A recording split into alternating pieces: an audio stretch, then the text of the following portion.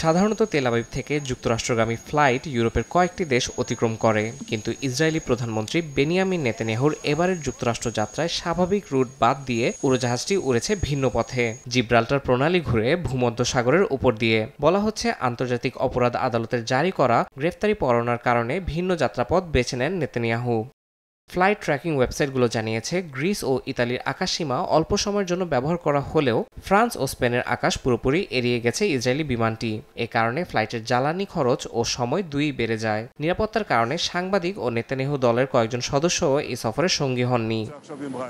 আন্তর্জাতিক অপরাধ আদালত গত বছর নেতানিয়াহুর বিরুদ্ধে যুদ্ধাপরাধ ও মানবতার বিরুদ্ধে অপরাধের অভিযোগে গ্রেফতারি পরোয়ানা জারি করে। ইউরোপের সদস্যগুলোর আকাশসীমা ব্যবহারের ঝুঁকি থাকায় তিনি বিকল্প রুট নিতে বাধ্য হন, কেননা এসব দেশ চাইলে বিমান অবতরণ করিয়ে তাকে গ্রেফতার করতে পারত।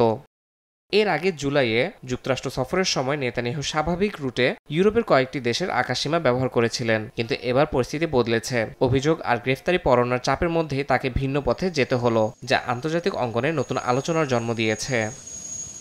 ইয়াসিন মোহাম্মদ জিসান, সময় সংবাদ।